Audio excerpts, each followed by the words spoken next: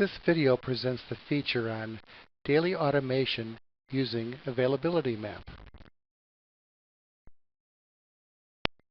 Type /RADMIN or =A.R from the Select Option field on the panel to access the Resource Administration menu. Type A for Select Option and set the system name with a question mark. This will return a list of system images where the active system image is displayed as white highlighted and with local system type. Select this line to choose the correct system image for definition. Press PF4 to add a new availability map. There are two sections in the map. The first one specifies how the map should be defined. The second one specifies the timer and action to be applied to the resources. Enter the map name and description. The expired delete specifies whether the timers that have expired are deleted from the map. The default is no.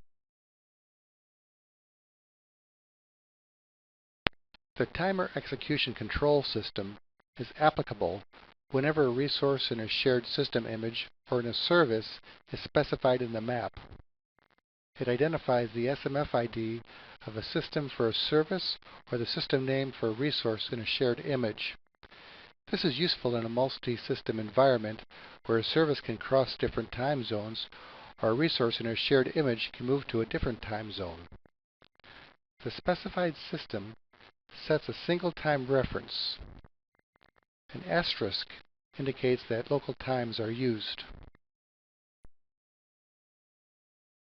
If the map applies to resources, then the name of the attached resources is displayed on the right side of the field.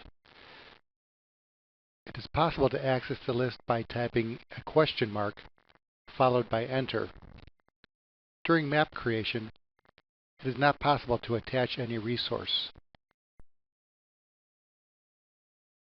For regular date, the day field is used. For specific date, the date field is used. An entry must be made at either the day or date field, but not both. The day value is one of the following. W/D repeats the timer from Monday to Friday, or W/E repeats the timer for Saturday and Sunday, or =sign for current day, or asterisk for all days in the week. The valid time is HH.MM.SS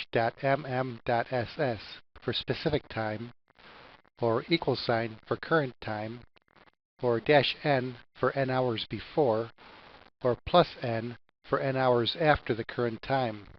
This is a required field.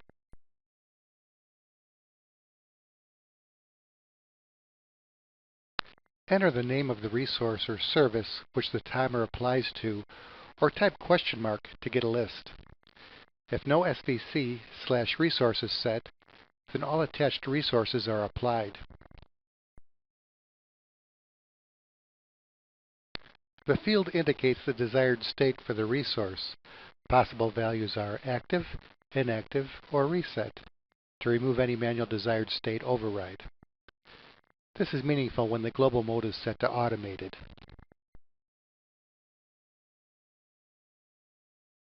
Set to operation mode. Possible values are automated, which means the region is responsible for achieving and maintaining the desired state of the service or resource. Manual, which means the region only monitors the state of the service or resource and reports this information on the monitor, but does not perform any action. Reset, to remove any operation mode override placed on the service or resource by an operator. Ignored, this mode is the same as manual, except the logical state of the service or resource is always set to OK. The operation mode also requires the global mode to be set as automated to work as defined.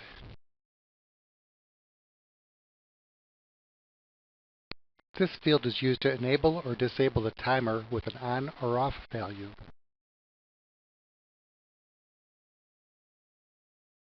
A process can also be executed. For a service, if a focal point system is specified, the process is started on that system only. If a focal point system is not specified, the process is started on all connected systems.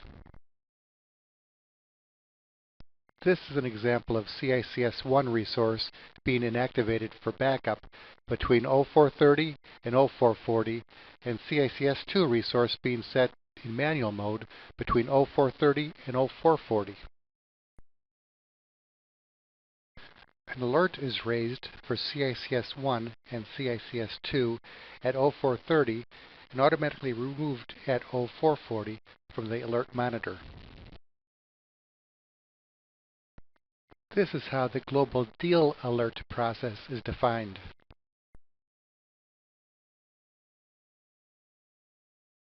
With this parameter, once the availability map is created, resources must be attached via the AR command. CICS-1 and CICS-2 should be selected from the next list. Use the LR command to review attached resources. The resources displayed here are submitted to timer actions via the availability map. Enter the N command to review the next timers of the availability map. Here is a display of the resources before the timer action. The global mode should be set to automated. Submit global command at the command line to check the current mode. If the current mode is manual, then enter A for automated and press PF6 followed by confirm and press enter. If the current mode is already automated, press PF12 to cancel the global command. Here is a display of the alert monitor before the timer action. Here is the display of the first timer actions. The alerts are displayed for the first timer actions. Here is a display of resources after the second timer actions. The alert has been removed after the second timer actions. This concludes the presentation of the video.